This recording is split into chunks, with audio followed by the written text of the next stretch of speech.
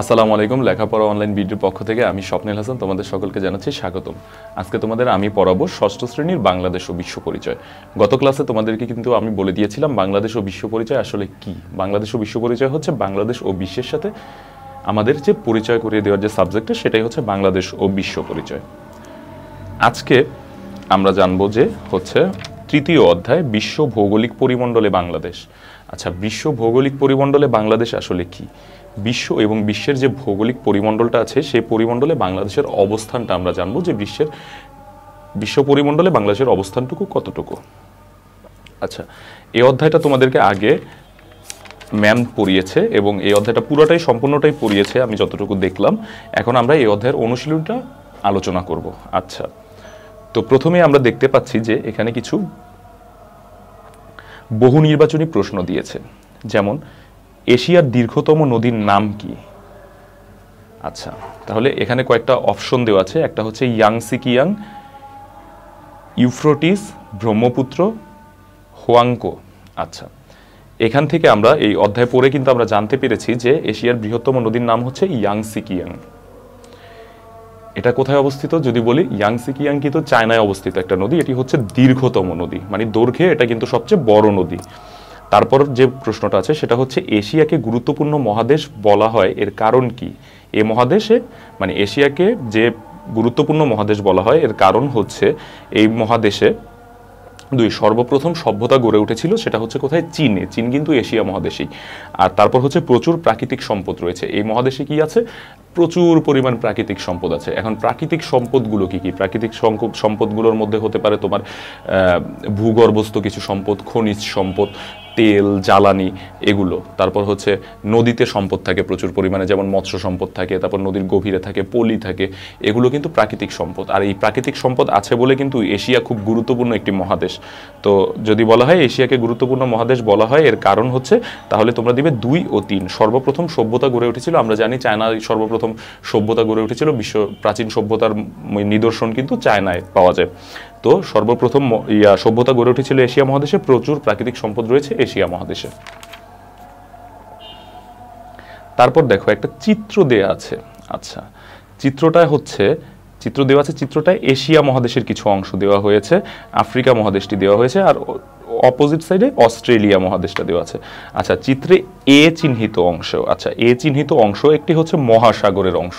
আমরা বুঝতে পারলাম যে একটা মহাসাগরের অংশ। এখন এটা আমরা কিভাবে বুঝবো যে এটা কোন মহাসাগর? হ্যাঁ, এটা আমরা আগে অপশনগুলো দেখবো। অপশনগুলো হচ্ছে প্রশান্ত মহাসাগর, আটলান্টিক মহাসাগর, ভারত মহাসাগর, উত্তর মহাসাগর। আচ্ছা, এখান থেকে আমরা কিভাবে বুঝবো এটা কোন মহাসাগর? এটা কিন্তু এশিয়া মহাদেশের নিচে অবস্থিত, মানে এশিয়া মহাদেশ থেকে অবস্থিত, এবং নিচে যে দেশটি রয়েছে সেটা কিন্তু শ্রীলঙ্কা, আর এই কোনায় কিন্তু বাংলাদেশ, এবং এই সাইডে কিন্তু ভারত। সুতরাং এই এরিয়া নিয়ে যে মহাসাগরটা সেটা কিন্তু ভারত মহাসাগর আমরা জানি। তাহলে উত্তর হবে আমাদের ভারত মহাসাগর।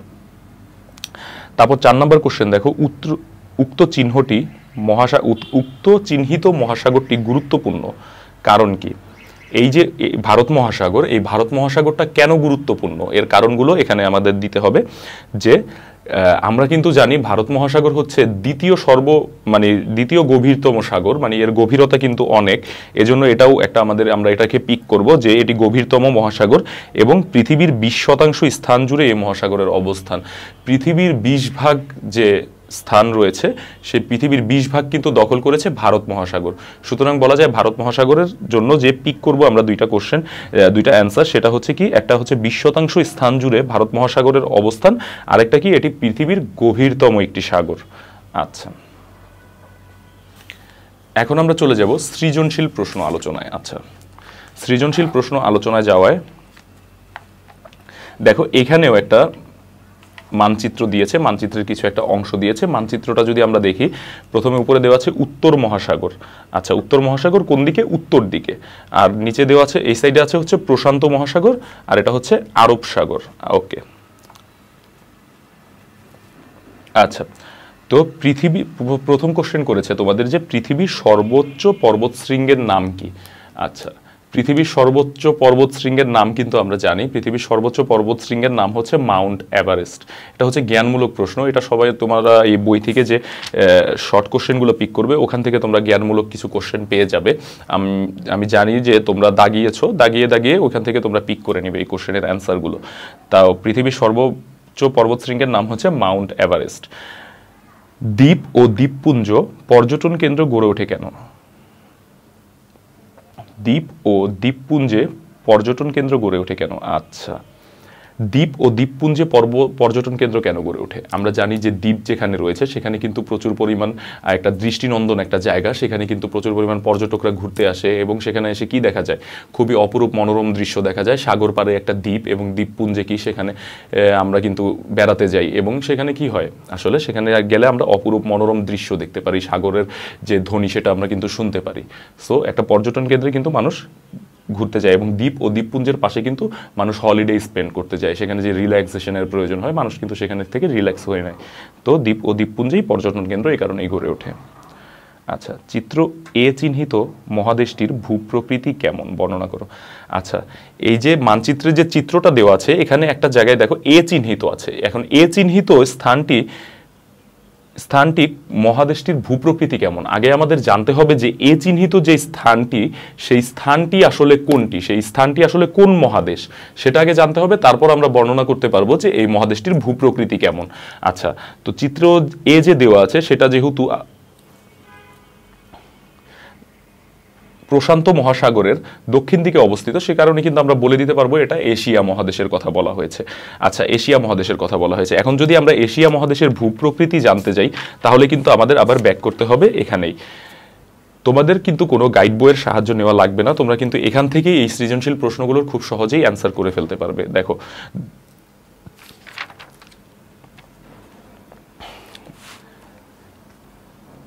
এশিয়া মহাদেশের ভূপ্রকৃতি কিন্তু আমরা সকলেই জানি বৈচিত্র্যপূর্ণ। কেন বৈচিত্র্যপূর্ণ? এশিয়া মহাদেশের আমরা যদি বলি আমাদের দেশের কথা, আমাদের দেশে কিন্তু 6টা ঋতু রয়েছে এবং 6টা ঋতুতে কিন্তু এক একটা ঋতুতে কিন্তু এক এক রকম হয়। আমাদের দেশের আবহাওয়া কিন্তু নাতিশীতোষ্ণ, না শীত না উষ্ণ, এরকম একটা ব্যাপার হয়। তো এমন এশিয়া মহাদেশের এক একটা দেশে কিন্তু এক এক রকম ভূপ্রকৃতি, এজন্য বলা হয়েছে এশিয়া মহাদেশের ভূপ্রকৃতি বৈচিত্র্যপূর্ণ। এ মহাদেশের প্রায় 1/3 অঞ্চল সমতল। 1/3 মানে এই মহাদেশটাকে যদি 3 ভাগ করা হয়, 3 ভাগের 1 ভাগ কিন্তু সমতল স্থান। এর দক্ষিণ ও পূর্ব দিকে রয়েছে নদী ও বৈধত নিম্ন সমভূমি। এর দক্ষিণ ও পূর্ব দিকে কি রয়েছে, নিচু রয়েছে জায়গাটা, এবং সেখান থেকে কিন্তু নদীও রয়েছে। এর উত্তরে যেমন আছে বরফে আচ্ছাদিত এলাকা সাইবেরিয়া, তেমনি পশ্চিমে আছে উত্তপ্ত মরুভূমি। আচ্ছা, এশিয়া মহাদেশের কিন্তু উত্তরে আছে কি, উত্তরে আছে সাইবেরিয়া। সাইবেরিয়াতে কিন্তু প্রচুর বরফ পড়ে আমরা জানি, এবং ঠিক পশ্চিমে আছে কি মরুভূমি, আরব মরুভূমি আছে, আরো অনেক অনেক মরুভূমি আছে। তো বরফ আর মরুভূমি কিন্তু জায়গাটা কিন্তু দুইটার বিপরীত, টোটালি বিপরীত। যে বরফ যেখানে পড়ে আর আরেকটা হচ্ছে মরুভূমি, ওইটা দুই এলাকা একদমই, একটা উত্তপ্ত এলাকা গরমের, আরেকটা হচ্ছে খুব শীতল এলাকা। দক্ষিণ ও দক্ষিণ পূর্ব দিকে রয়েছে নদী, বৈধত নিম্ন সমভূমি। এছাড়াও মহাদেশের ভূপ্রকৃতির মধ্যে পূর্ব দিকের আগ্নেয় দ্বীপ উল্লেখযোগ্য। পৃথিবীর বৃহত্তম হ্রদ কাস্পিয়ান সাগরের এশিয়া মহাদেশে অবস্থিত। পৃথিবীর বড় নদীগুলোর 7টি এশিয়া মহাদেশে প্রবাহিত। আচ্ছা, পৃথিবীর যে বড় বড় নদীগুলো রয়েছে এর মধ্যে 7টি নদী কিন্তু এশিয়া মহাদেশে প্রবাহিত হয়। সেই সাথে পৃথিবীর সর্বোচ্চ পর্বত শৃঙ্গ 8850 মিটার উঁচু মাউন্ট এভারেস্টও কিন্তু কোথায় অবস্থিত, এশিয়া মহাদেশেই অবস্থিত। ব্রিটিশ ভারত জরিপ বিভাগের প্রধান স্যার জর্জ এভারেস্টের নাম অনুসারে শৃঙ্গটির নাম রাখা হয়েছে। আচ্ছা, তোমরা কি জানো এভারেস্ট শৃঙ্গের নাম কেন রাখা হয়েছে? এটাও কিন্তু এখান থেকে জানবে, এবং এটাও কিন্তু একটা কোশ্চেন তোমাদের হতে পারে যে এভারেস্ট শৃঙ্গের নাম কার নাম অনুসারে রাখা হয়েছে। তো ব্রিটিশ বিভাগের প্রধান স্যার জর্জ এভারেস্টের নাম অনুসারে কিন্তু শৃঙ্গটির নাম রাখা হয়েছে মাউন্ট এভারেস্ট। তবে এর উচ্চতা মেপেছিলেন এক বাঙালি, যার নাম রাধানাথ শিকদার। আচ্ছা, এটা কিন্তু আমাদের জন্য একটা প্রাউডফুল একটা ব্যাপার যে এক বাঙালি কিন্তু এভারেস্ট শৃঙ্গের উচ্চতা মেপেছিলেন। তার নাম কি? রাধানাথ শিকদার। এই পর্বতসমূহ নিকটবর্তী পর্বত সারা বছর বরফে ঢাকা থাকে। আচ্ছা, এই পর্বতসমূহের নিকটবর্তী যতগুলো পর্বত রয়েছে এগুলো কিন্তু সারা বছরই কি হয়, বরফে ঢাকা থাকে। তো এই উপরিক্ত কারণগুলো থেকে কিন্তু আমরা বলতে পারি যে এ চিহ্নিত মহাদেশটির ভূপ্রকৃতি কেমন আসলে। এ চিহ্নিত স্থানটি যথা এশিয়ার ভূপ্রকৃতি কিন্তু আসলে বৈচিত্র্যপূর্ণ। কারণ কি? কারণ এখানে একটা সময় বরফ পড়ে, আবার ঠিক অপোজিটে আরেকটা জায়গায় কি হয়, মরুভূমিও দেখা যায়। এখানে কি হয়, এক সাইডে নদী থাকে, আবার অন্য সাইডে পাহাড় পর্বতও আছে। তো এই সব কিছু মিলিয়ে কিন্তু এ চিহ্নিত স্থানটি যথা এশিয়া মহাদেশকে কিন্তু বৈচিত্র্যপূর্ণ ভূপ্রকৃতির দেশ বলা যেতে পারে। আচ্ছা, তারপরে কোশ্চেন দেখব, পৃথিবীর অর্থনৈতিক উন্নয়নে উক্ত মহাদেশটির ভূমিকা আছে কি, তোমার মতামত? আচ্ছা, এক্ষেত্রে তোমাদের প্রথমে জানতে হবে যে এশিয়া মহাদেশটির অর্থনৈতিক উন্নয়ন কেমন, বা অর্থনীতিতে এশিয়া মহাদেশের অবস্থান কতটুকু। আমরা কিন্তু জানি যে এশিয়া মহাদেশ কিন্তু অনেক কিছু আমরা এক্সপোর্ট করে থাকি, যথা আমরা কিন্তু আমাদের দেশ থেকে অলরেডি অনেক কিছু এক্সপোর্ট করি। তারপর কিন্তু চায়না যে রয়েছে, চায়না কিন্তু সব ধরনের প্রোডাক্ট কিন্তু তারা এক্সপোর্ট করে থাকে। সুতরাং অর্থনীতির সাথে কিন্তু এই মহাদেশটির কিন্তু আসলে খুব বড় একটা সম্পর্ক রয়েছে, খুব বড় একটা অবদান রয়েছে আর কি অর্থনীতিতে। সো এই ব্যাপারে তোমার মতামত এই উক্ত পাঠ থেকে আলোচনা করে নেবে। তারপর আমরা একটু নিচে গেলেই দেখব আরেকটা উদ্দীপক রয়েছে, আরেকটা সৃজনশীল কোশ্চেন এখানে আছে যে বার্ষিক পরীক্ষা শেষে রুহি মা বাবার সঙ্গে পৃথিবীর দীর্ঘতম সমুদ্র সৈকতে বেড়াতে গিয়েছিলেন। আচ্ছা, এখানে কিন্তু আমরা আন্দাজ পাচ্ছি যে এটা কি সম্পর্কে কোশ্চেন আমাদেরকে করতে পারে। এটা কিন্তু আমাদের বাংলাদেশে পৃথিবীর সর্ববৃহত্তম সমুদ্র সৈকত, সেটা হচ্ছে আমাদের বাংলাদেশে, সেটা নিয়ে এই কোশ্চেনটা করবে। রুহি সেখানে দেশি বিদেশি অনেক পর্যটক দেখতে পেল। বাবা বললেন, এই যে বিশাল জলরাশি দেখছো, এটি উপসাগর এবং অফুরন্ত সম্পদের ভাণ্ডার। আচ্ছা, বাংলাদেশের একমাত্র প্রবাল দ্বীপের নাম কি? বাংলাদেশের একমাত্র প্রবাল দ্বীপের নাম কিন্তু সেন্ট মার্টিন। বাংলাদেশে একমাত্র একটাই প্রবাল দ্বীপ রয়েছে, সেটা হচ্ছে সেন্ট মার্টিন। তারপর হচ্ছে জাপানকে সূর্যোদয়ের দেশ বলা হয় কেন? জাপানকে সূর্যোদয়ের দেশ বলা হয়, এটার কারণ তো রয়েছেই সাইন্টিফিক, কিন্তু আগে এটার ব্যাপারে একটা হাস্যকর একটা প্রচলন ছিল যে চায়না থেকে হচ্ছে জাপান পূর্বে অবস্থিত, এবং চায়না থেকে পূর্বে অবস্থিত হওয়ার কারণে চায়না ধারণা করে নেয় যে জাপানের থেকেই সূর্যটা দয় হয়। সো তার চায়না এটা ধারণা করতো যে এজন্যই চায়নারা ধারণা করে নিত যে জাপান হচ্ছে সূর্যোদয়ের দেশ। কিন্তু এটার একটা ব্যাখ্যা রয়েছে, ব্যাখ্যাটা হচ্ছে পৃথিবীর ভূখণ্ডগুলোর মধ্যে উত্তর আমেরিকা ও দক্ষিণ আমেরিকা মহাদেশগুলোর মধ্যে পশ্চিম প্রশান্ত মহাসাগর অবস্থিত। আচ্ছা, এই পশ্চিম যে মহাসাগরটা অবস্থিত, পশ্চিমে যে মহাসাগরটা অবস্থিত, তার পাশেই রয়েছে হচ্ছে ইন্টারন্যাশনাল ডেডলাইন। মানে কি ইন্টারন্যাশনাল ডেডলাইন? হচ্ছে যে এখান থেকে শেষ, কিন্তু তারপর ইন্টারন্যাশনাল ডেডলাইনের যে পরেই সর্বপ্রথম দেশটি হচ্ছে জাপান। সে কারণে কি জাপান থেকে যখন সূর্যটা দয় হয়, তখন কিন্তু মনে হয় যে জাপানে এসেই এটা দয় হলো, বা জাপানেই। তো এ কারণেই কিন্তু আসলে জাপানকে আমরা সূর্যোদয়ের দেশ বলে থাকি। আচ্ছা, মানচিত্র অঙ্কন করে রুহির দেখা জলরাশির অবস্থান চিহ্নিত করো। আচ্ছা, এখানে দেখো কি বলেছে। এখানে আমাদের রুহি যে উদ্দীপকে রয়েছে, রুহি কি দেখেছিল আসলে, রুহি কোথায় গিয়েছিল? রুহি কিন্তু পৃথিবীর দীর্ঘতম সমুদ্র সৈকতে বেড়াতে গিয়েছিল। পৃথিবীর দীর্ঘতম সমুদ্র সৈকতের কথা যদি বলি, তাহলে কিন্তু এটা হচ্ছে আমাদের কক্সবাজারের হচ্ছে বঙ্গোপসাগর যে উপসাগরটি রয়েছে, সেটার কথা কিন্তু রুহি বলেছে। আচ্ছা, এখন এটাকে যদি আমরা চিত্র অঙ্কন করতে যাই, তাহলে আমাদের এটার মানচিত্রে চিত্র অঙ্কন করতে হবে, এবং মানচিত্রে চিত্র অঙ্কন করে প্রশান্ত মহাসাগর আর ভারত সাগরের পরে এটা একটা হচ্ছে ভারত সাগরেরই একটা উপসাগর, সেজন্য এটাকে ভারত সাগরের পাশে এটার অবস্থানটা রয়েছে। এবং ভৌগোলিক অবস্থানের কথা যদি আমরা বলতে যাই, তাহলে প্রশান্ত মহাসাগর থেকে দক্ষিণে কিন্তু এই মহাসাগরটির অবস্থান। তো ওইভাবে একটা মানচিত্র অঙ্কন করতে হবে, এবং মানচিত্র অঙ্কন করে এটাকে চিহ্নিত করে দিতে হবে।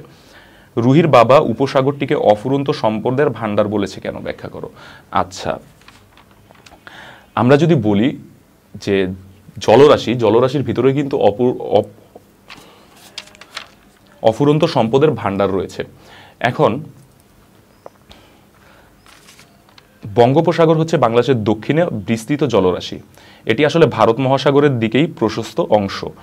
আচ্ছা, আমাদের ব্রহ্মপুত্র, মেঘনা, পদ্মা, কর্ণফুলী সহ অসংখ্য নদীর জলপ্রবাহ এসে মিশেছে বঙ্গোপসাগরে।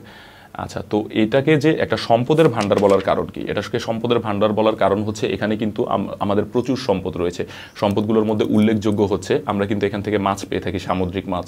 তারপর কিন্তু এই সমুদ্রের গভীরে কিন্তু অনেক ভূগর্ভস্থ সম্পদ থাকে। এই ভূগর্ভস্থ সম্পদ কিন্তু আমাদের জ্বালানি হিসেবে আমরা ব্যবহার করতে পারি, প্লাস বিভিন্ন কাজে ব্যবহার করি। এছাড়াও কি রয়েছে? এছাড়াও রয়েছে আমরা কিন্তু সমুদ্রের পানি থেকে লবণ তৈরি করি, এটাও কিন্তু খুব বড় একটা ব্যাপার। তো এ কারণেই রুহির বাবা এই সাগরটিকে অফুরন্ত সম্পদের ভাণ্ডার বলেছেন। আজকে আমরা যেটা আলোচনা করলাম সেটা হচ্ছে তৃতীয় অধ্যায়ের অনুশীলনী। আমি আশা করব যে তোমাদের সকলকে ভালো লেগেছে, সকলের ক্লাসটা খুব ভালো লেগেছে এবং তোমরা সকলেই বুঝতে পেরেছো। এখানে আমি তোমাদের নৈবিত্তিক বহু নির্বাচনী যে কোশ্চেনগুলো আছে সেখানের কিন্তু অ্যান্সারগুলো বলে দিয়েছি এবং সৃজনশীল কিন্তু আলোচনা করে নিয়েছি। তোমরা কিন্তু অতি সহজেই গাইড বইয়ের সাহায্য ছাড়াই কিন্তু তোমরা এই কোশ্চেনগুলো সবগুলোর অ্যান্সার করতে পারবে, আই হোপ। আর এখানে যদি তোমাদের কোনো কিছু ভালো লেগে না থাকে বা যদি কোনো কিছু বুঝতে অসুবিধা হয়, তোমরা কিন্তু অবশ্যই কমেন্ট সেকশনে গিয়ে জানাবে এবং তোমরা কি করবে, এটাকে বেশি বেশি শেয়ার করবে, যাতে করে তোমার মতো করে তোমার ফ্রেন্ডরাও এই ভিডিওটা দেখতে পারে এবং ওরাও শিখে নিতে পারে। শেয়ার করবে, সাবস্ক্রাইব অবশ্যই করবে, আর পাশে থাকা বেল আইকনটিকে টিপ দিয়ে দিবে, কারণ বেল আইকনটি যদি তোমরা কানেক্ট করে রাখো তাহলে কিন্তু হবে কি, আমাদের সবগুলো ভিডিও, সবগুলো ক্লাস কিন্তু তোমরা খুব তাড়াতাড়ি পেয়ে যাবে। আজকে এ পর্যন্তই, সবাইকে ধন্যবাদ। আসসালামু আলাইকুম।